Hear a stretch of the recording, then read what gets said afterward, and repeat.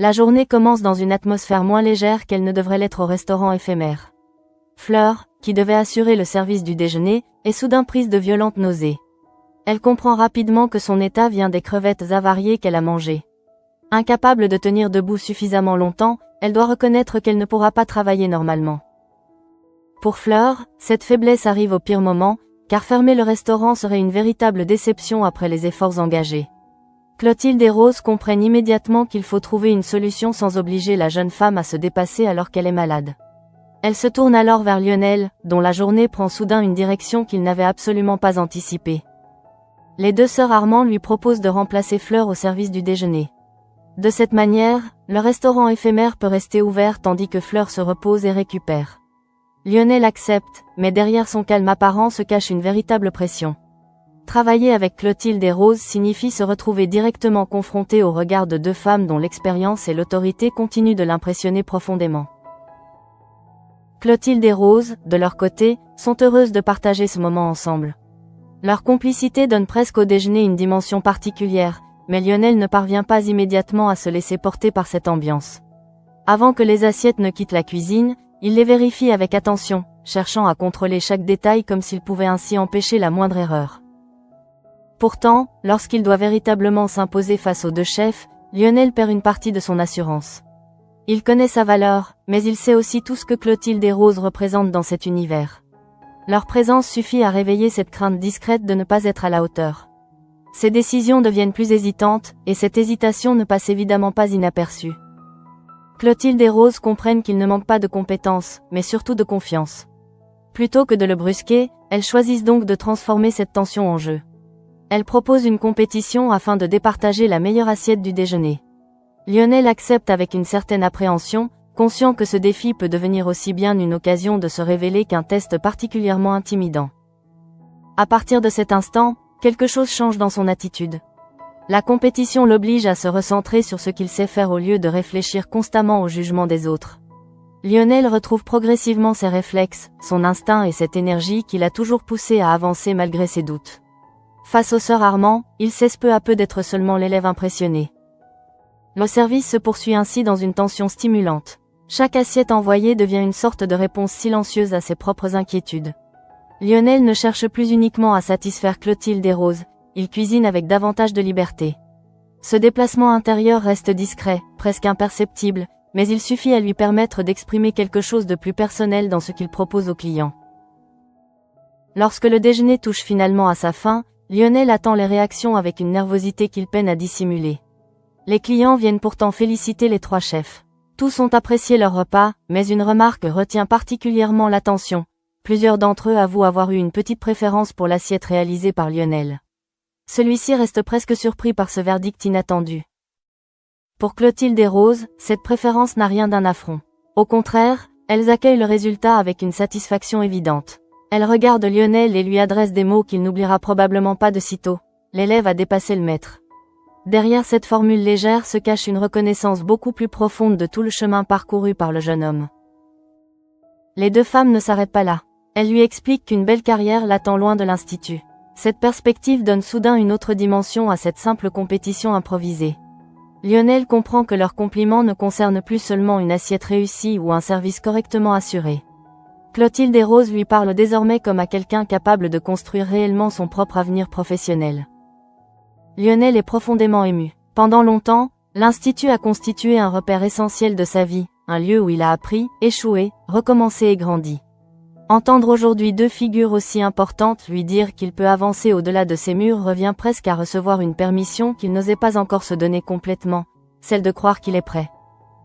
Dans le même temps, une inquiétude très différente traverse la famille Tessier. Constance ne parvient plus à éloigner une idée qui lui serre le cœur. Maintenant que la moto de Noé est réparée, elle est persuadée qu'il va bientôt reprendre son projet de tour d'Europe sur 2 roues.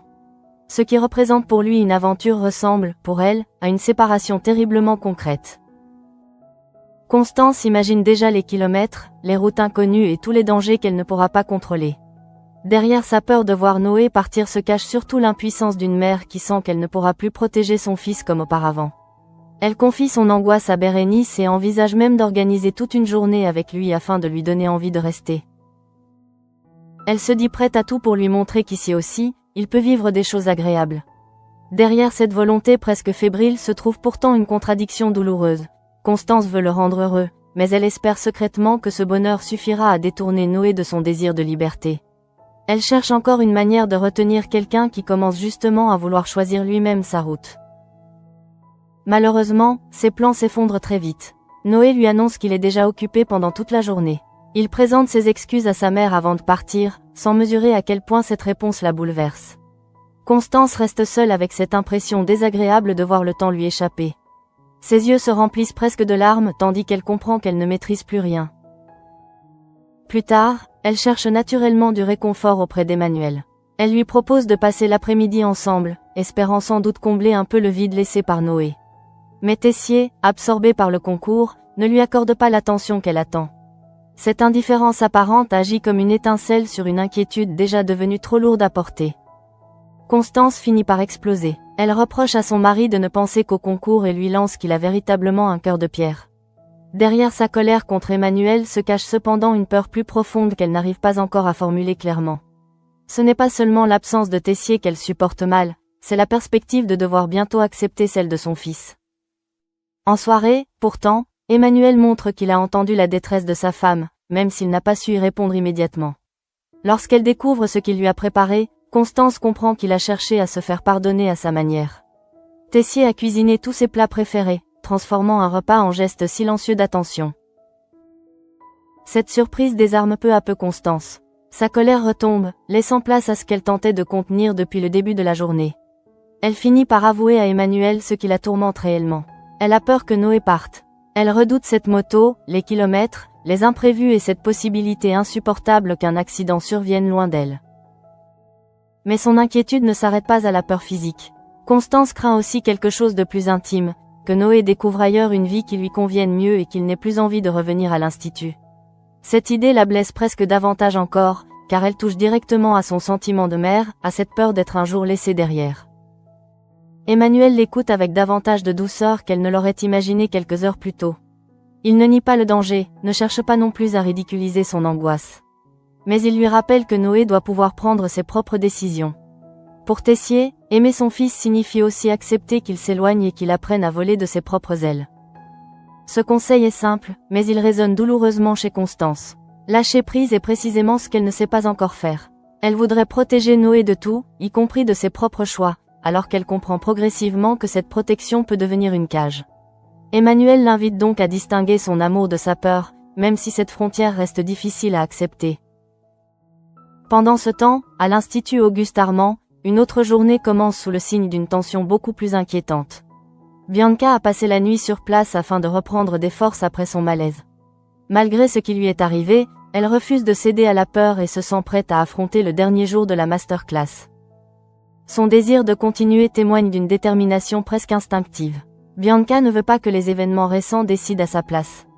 Pourtant, autour d'elle, l'inquiétude grandit. Lou et Ninon ne parviennent plus à considérer son malaise comme un simple incident. Pour eux, l'hypothèse qu'elle ait été droguée devient de plus en plus crédible. Ils essaient donc de lui faire comprendre qu'elle est peut-être réellement en danger à l'institut.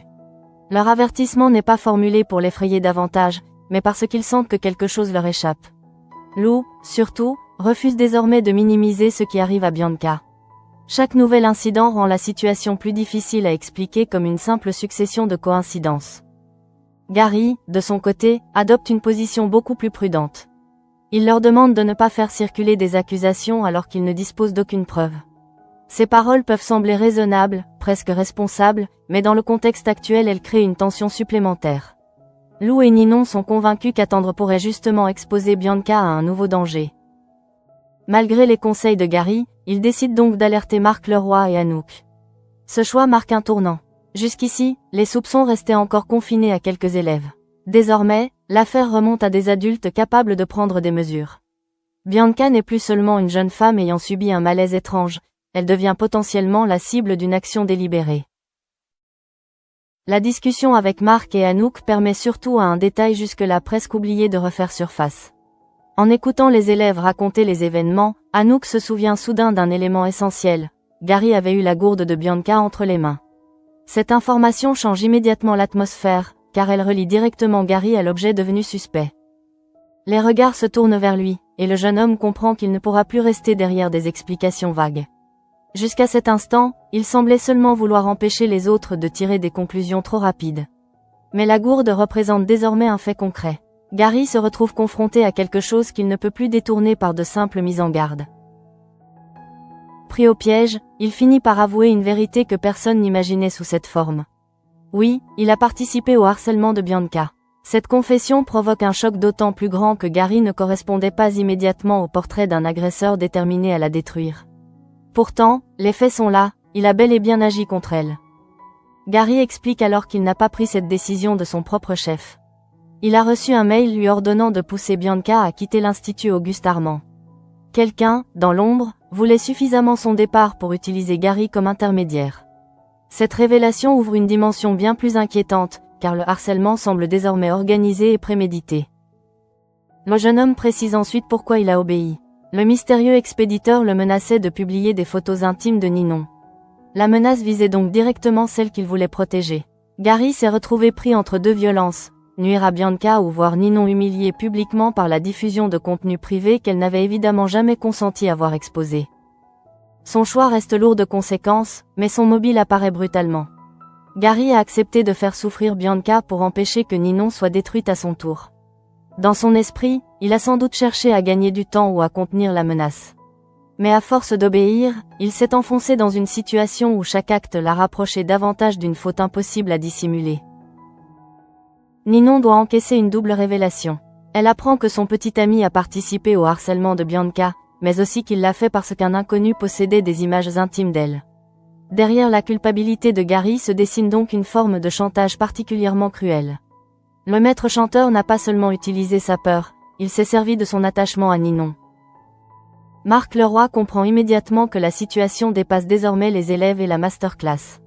Il ne s'agit plus d'une simple dispute, ni même d'un harcèlement pouvant être réglé en interne. Entre les menaces, les photos intimes et les soupçons autour de la gourde de Bianca, il considère qu'il faut prévenir les gendarmes sans perdre davantage de temps.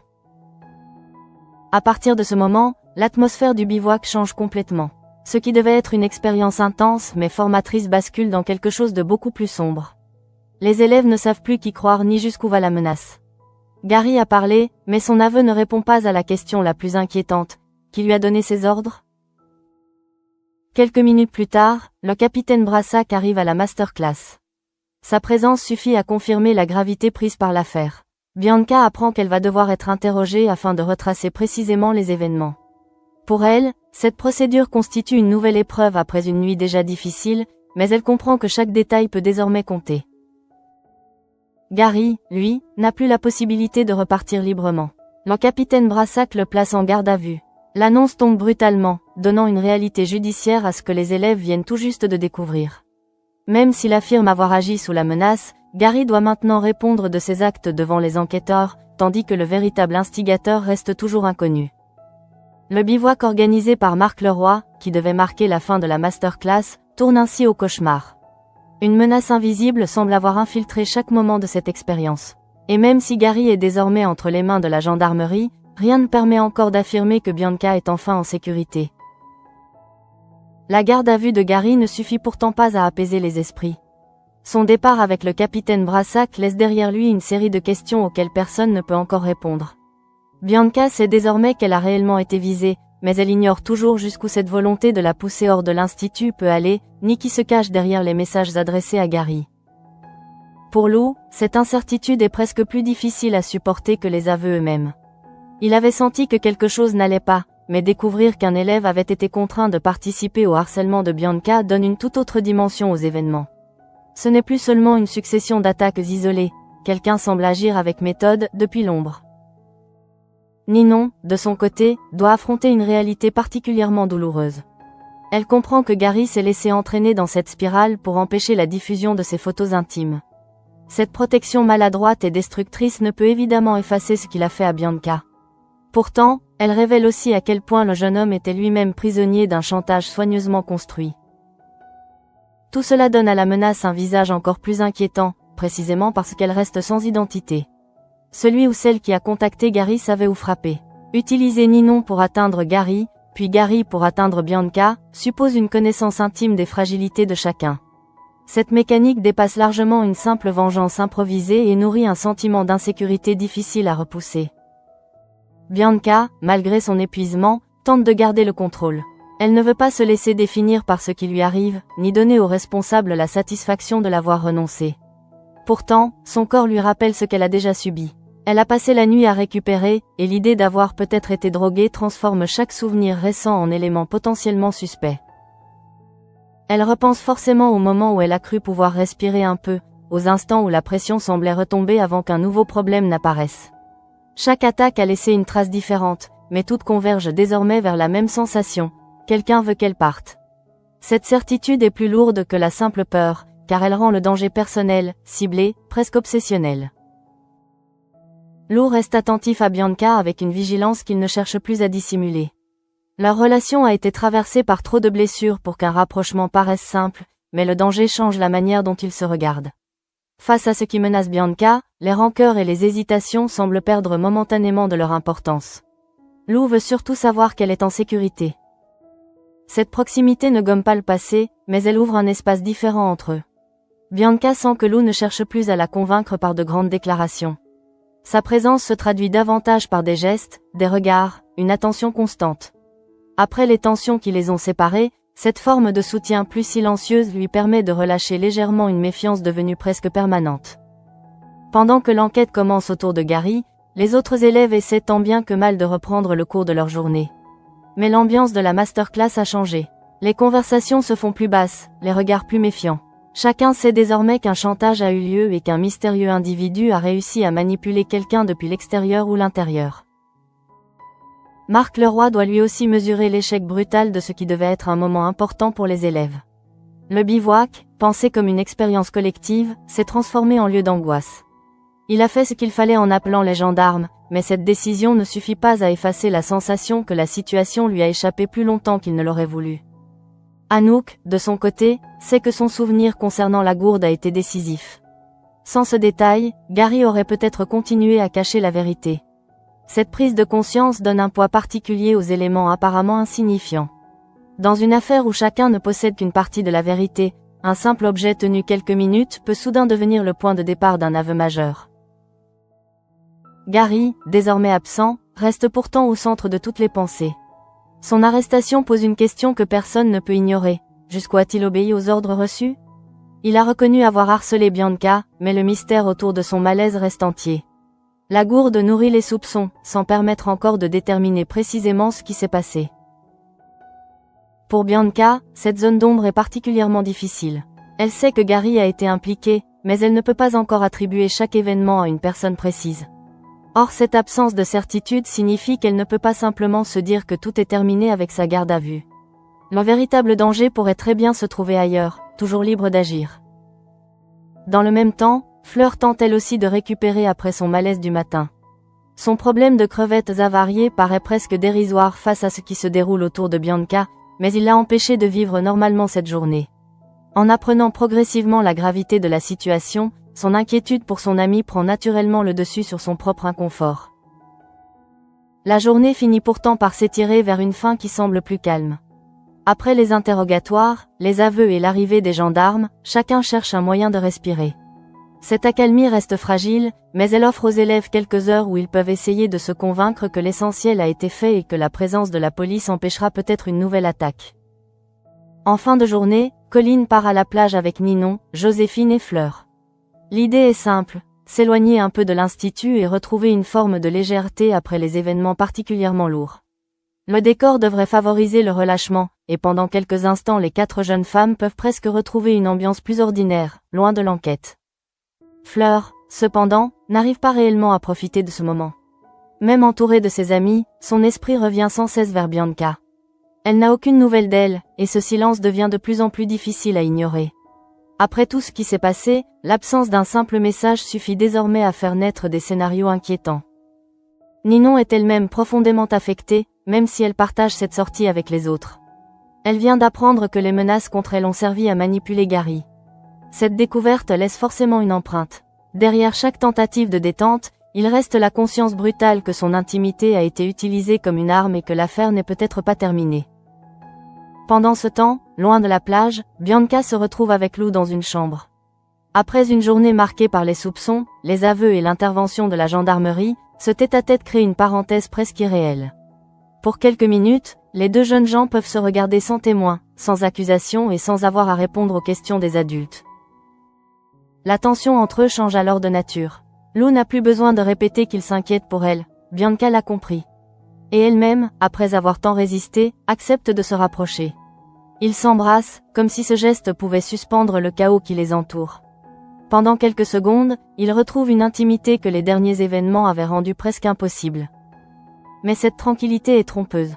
Alors que Lou et Bianca sont encore absorbés l'un par l'autre, le sac de la masterclass tombe soudainement au sol. Le bruit suffit à briser l'instant. Ils se tournent vers l'objet, sans encore imaginer ce qu'il contient. Puis quelque chose bouge à l'intérieur, transformant immédiatement la douceur retrouvée en nouvelle menace. Un serpent sort du sac. En une fraction de seconde, tout ce que Bianca pouvait croire terminé redevient terriblement présent. Gary est en garde à vue, les gendarmes sont prévenus, mais le danger vient pourtant de pénétrer jusque dans la chambre. L'attaque ne semble donc pas s'être arrêtée avec ses aveux, et cette découverte ouvre une perspective bien plus inquiétante encore. La présence du serpent transforme immédiatement la chambre en espace de danger. Quelques secondes plus tôt, Lou et Bianca venaient de retrouver une proximité presque rassurante, comme si leur baiser avait réussi à repousser tout ce qui s'était accumulé autour d'eux. Désormais, cette parenthèse disparaît brutalement, remplacée par une vigilance instinctive et une question terrifiante. Comment cet animal a-t-il pu arriver jusque-là? Pour Bianca, la découverte prend une dimension particulièrement violente. Elle venait à peine d'encaisser les révélations concernant Gary et pouvait encore espérer que son placement en garde à vue marque la fin du cauchemar. Or le serpent vient précisément détruire cette illusion. Quelqu'un continue manifestement d'agir alors même que l'un des responsables du harcèlement est déjà entre les mains des gendarmes. Cette contradiction rend la menace encore plus inquiétante. Si Gary est enfermé au moment où l'animal surgit du sac, alors il ne peut pas être le seul maillon de cette histoire. Son aveu avait déjà révélé l'existence d'un mystérieux maître chanteur, mais jusque-là cette personne demeurait presque abstraite. Désormais, son influence paraît beaucoup plus concrète et surtout beaucoup plus proche. Lou comprend immédiatement que ses craintes n'étaient pas exagérées. Lorsqu'il disait à Bianca qu'elle était peut-être en danger à l'institut, il espérait probablement se tromper. Mais ce qui se produit devant lui confirme précisément le contraire. Le danger ne se contente plus d'envoyer des messages ou de provoquer des malaises, il pénètre dans leur espace le plus intime. Bianca, elle, se retrouve une nouvelle fois confrontée à cette sensation insupportable d'être ciblée sans savoir pourquoi. Le serpent n'est pas seulement un nouvel incident spectaculaire. Il devient le symbole d'une menace qui semble capable de franchir toutes les barrières. Même dans une chambre, même après l'intervention de la police, même lorsqu'elle pense pouvoir enfin souffler, quelqu'un parvient encore à l'atteindre. Au même moment, sur la plage, Fleur continue de ressentir une inquiétude qu'elle ne parvient pas à chasser. Colline, Joséphine et Ninon sont avec elle, mais l'absence de nouvelles de Bianca lui pèse de plus en plus. Dans un autre contexte, quelques heures sans message n'auraient rien eu d'alarmant. Après les événements récents, ce silence prend forcément une toute autre signification. Fleur sait que Bianca a déjà traversé trop de choses en trop peu de temps. Le harcèlement, le malaise, les soupçons de drogue, puis les aveux de Gary ont créé autour d'elle une succession d'événements impossibles à banaliser. Cette accumulation explique pourquoi Fleur ne parvient pas à se convaincre que tout va bien. Son instinct lui souffle que la journée n'est peut-être pas terminée. Ninon partage nécessairement cette inquiétude, même si ses pensées sont encore prises dans le choc provoqué par les révélations de Gary. Elle découvre que son propre intimité a été utilisée pour exercer une pression sur lui, et cette idée bouleverse profondément la manière dont elle perçoit toute l'affaire. Elle n'est plus seulement témoin du harcèlement subi par Bianca, elle en est devenue indirectement un instrument. Cette position est particulièrement difficile à supporter. Ninon sait qu'elle n'a rien demandé, mais elle comprend aussi que Gary a utilisé sa peur pour justifier des actes ayant fait souffrir Bianca. Cela crée une confusion douloureuse entre compassion, colère et culpabilité. Elle peut comprendre le chantage subi par Gary sans pouvoir effacer les conséquences de ses choix, ni oublier que Bianca en a payé le prix. Joséphine et Colline se retrouvent elles aussi plongées dans cette atmosphère étrange où personne ne sait exactement quoi dire. La plage devrait représenter une échappatoire, pourtant la tension de la masterclass semble les avoir suivis jusque-là. Le groupe est physiquement éloigné de l'institut, mais mentalement chacun reste attaché à ce qui s'y passe, comme si la menace avait contaminé toute leur journée. Pendant ce temps, Marc Leroy doit affronter les conséquences d'une situation qui dépasse désormais largement le cadre pédagogique. Son choix de contacter la gendarmerie était nécessaire, mais l'arrestation de Gary ne lui apporte aucune certitude. Il sait seulement qu'un élève a agi sous la menace, qu'un maître chanteur existe quelque part et que Bianca est potentiellement devenue la cible principale d'un plan dont personne ne connaît encore l'objectif. Anouk, elle aussi, doit repenser aux événements avec un regard différent. Son souvenir concernant la gourde a permis de faire éclater une partie de la vérité, mais cette vérité s'avère incomplète. Gary a reconnu sa participation au harcèlement, pas l'ensemble de ce qui est arrivé à Bianca. La frontière entre ce qu'il a fait, ce qu'on lui a ordonné et ce que d'autres ont pu organiser reste extrêmement floue. Cette incertitude donne une force inquiétante au mystérieux expéditeur. Tant que son identité demeure inconnue, chaque élément peut être interprété de plusieurs façons. Il peut connaître les élèves, leurs habitudes, leurs relations et leurs faiblesses. Il a su que menacer Ninon suffirait à faire céder Gary. Maintenant, l'apparition du serpent laisse penser qu'il possède encore d'autres moyens d'action. Pour Lou, l'urgence est désormais de rester près de Bianca. Leur rapprochement sentimental pourrait presque sembler secondaire devant la situation, mais il prend au contraire une signification plus profonde. Lou ne veut plus laisser Bianca affronter seule ce qui lui arrive. Son inquiétude n'est pas seulement celle d'un camarade, elle vient aussi de sentiments qu'il n'a jamais réellement réussi à faire disparaître. Bianca, de son côté, se trouve dans une position beaucoup plus fragile qu'elle ne veut l'admettre. Toute la journée, elle a cherché à montrer qu'elle pouvait continuer, qu'elle n'allait pas abandonner la masterclass à cause de la peur. Pourtant, chaque nouvel événement vient tester cette résistance. Elle peut décider de rester, mais elle ne peut empêcher la menace de s'immiscer jusque dans ses moments de répit. Ce qui rend la situation encore plus difficile, c'est précisément le contraste avec le début de la journée. Bianca s'était sentie suffisamment forte pour reprendre la masterclass. Elle avait voulu prouver qu'elle gardait le contrôle de sa vie. Quelques heures plus tard, elle découvre que cette volonté ne suffit pas à arrêter quelqu'un qui semble déterminé à la pousser dehors par tous les moyens. Dans une autre partie de l'Institut, les inquiétudes de Constance autour de Noé offrent un écho très différent à cette même question du contrôle. Elle aussi voudrait protéger quelqu'un qu'elle aime contre un danger qu'elle imagine déjà. Mais contrairement à Bianca, Noé cherche précisément à partir de son plein gré. Constance doit donc accepter que toute protection comporte une limite qu'elle ne peut franchir. Les paroles d'Emmanuel continuent probablement de résonner en elle. Laisser Noé voler de ses propres ailes ne signifie pas cesser de s'inquiéter. Cela signifie seulement reconnaître qu'elle ne pourra pas construire sa vie à sa place. La peur de l'accident et celle de ne jamais le voir revenir demeurent, mais Constance commence à comprendre que les retenir ne les ferait pas disparaître. Pour Lionel aussi, cette journée possède une dimension de passage. Les paroles de Clotilde et Rose lui ont ouvert une porte qu'il regardait encore avec hésitation. Là où Constance redoute de voir Noé quitter son univers familier, les deux sœurs Armand encouragent au contraire Lionel à envisager une carrière loin de l'Institut.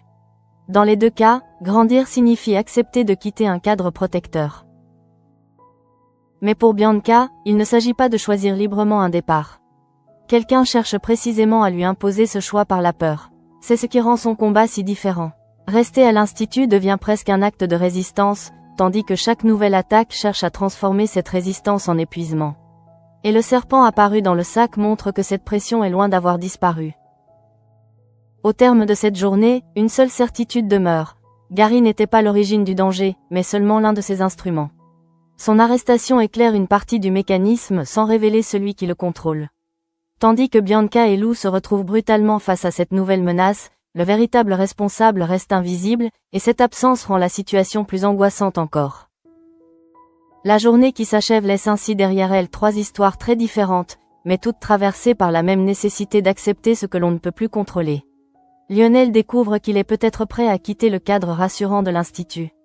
Constance comprend qu'elle ne pourra pas retenir Noé éternellement. Bianca, elle, lutte au contraire pour que personne ne décide à sa place qu'elle doit partir. Pour Lionel, les paroles de Clotilde et Rose continuent de résonner avec une force particulière. Leur compliment ne récompense pas seulement sa victoire improvisée lors du déjeuner. En affirmant qu'une belle carrière l'attend loin de l'Institut, les deux sœurs Armand lui montrent qu'elles le considèrent désormais autrement. Il n'est plus seulement celui qui apprend sous leur regard, il devient un professionnel capable de tracer sa propre route. Cette reconnaissance possède d'autant plus de valeur qu'elle arrive au moment où Lionel doutait encore de lui-même. Au début du service, il peinait à imposer ses décisions face aux deux chefs. Leur expérience semblait l'écraser davantage qu'elle ne l'inspirait. Pourtant, en transformant le déjeuner en compétition, Clotilde et Rose lui ont offert exactement ce dont il avait besoin, une occasion de se mesurer à elle sans craindre leur jugement. Le résultat obtenu auprès des clients finit de renverser la situation. Leur préférence pour son plat lui apporte une validation extérieure que Lionel n'attendait pas. Il ne s'agit pas de prétendre qu'il est soudain devenu supérieur à ses professeurs, mais de lui faire comprendre que son identité culinaire existe désormais. Il possède suffisamment de maîtrise pour que son travail puisse être reconnu indépendamment de ceux qui l'ont formé. Fleur, indirectement, aura donc provoqué ce moment en étant incapable d'assurer son service après avoir mangé des crevettes avariées. Ce qui ressemblait d'abord à un contretemps banal est devenu pour Lionel une étape importante. Pendant qu'elle récupère, le jeune homme prend conscience de tout ce qu'il a acquis, mais aussi de ce qu'il doit encore apprendre à accepter. Sa place n'est peut-être plus éternellement entre les murs de l'Institut. Constance traverse une prise de conscience comparable, mais beaucoup plus intime. Lorsque Tessier lui conseille de laisser Noé voler de ses propres ailes, il met des mots sur ce qu'elle refuse encore d'imaginer. Elle voudrait pouvoir conserver son fils près d'elle simplement parce que le monde extérieur lui paraît trop dangereux. La moto concentre toutes ses peurs, jusqu'à devenir presque le symbole de cette séparation annoncée. L'idée qu'un accident puisse arriver à Noé sur la route lui est insupportable. Pourtant, derrière cette crainte très concrète se trouve une autre peur, plus silencieuse, celle qu'il parte et découvre qu'il n'a plus besoin de revenir. Constance ne redoute donc pas uniquement de perdre sa présence physique. Elle redoute aussi que la place qu'elle occupe dans sa vie change définitivement. Emmanuel ne peut pas lui garantir que rien n'arrivera, pas plus qu'il ne peut promettre que Noé reviendra exactement comme il est parti. En revanche, son geste du soir montre qu'il comprend la vulnérabilité de sa femme. Après l'avoir négligée au profit du concours, il cuisine ses plats préférés, comme s'il choisissait enfin de répondre à son inquiétude autrement que par son habituelle froideur. Constance doit maintenant faire avec cette vérité inconfortable. Protéger Noé ne signifie pas l'empêcher de vivre. Sa moto est réparée, son envie de voyage existe toujours et elle ne pourra pas transformer l'Institut en argument suffisant pour l'obliger à rester. La question de son départ demeure donc entière, mais la réponse ne pourra venir que de Noé lui-même. À l'autre bout de cette journée, Bianca affronte une situation exactement inverse. Elle ne cherche pas à partir, et quelqu'un semble pourtant déterminé à l'y contraindre. Depuis le début de cette affaire, chaque incident vise le même objectif, lui faire comprendre qu'elle n'est pas en sécurité à l'Institut Auguste Armand. Les aveux de Gary permettent enfin de confirmer que cette volonté n'était pas une impression. Gary reconnaît avoir reçu des instructions précises. Il devait pousser Bianca à quitter l'Institut et il a accepté d'obéir parce que l'expéditeur le menaçait de diffuser des photos intimes de Ninon. Cette confession explique son comportement, mais elle ne résout pas le mystère. Au contraire, elle révèle qu'une autre personne dirigeait les événements sans avoir besoin de se montrer directement. Le capitaine Brassac intervient et Gary est placé en garde à vue, tandis que Bianca doit être entendue.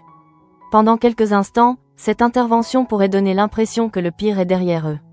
Le responsable visible est identifié, les gendarmes sont désormais impliqués et Marc Leroy a pris la décision nécessaire.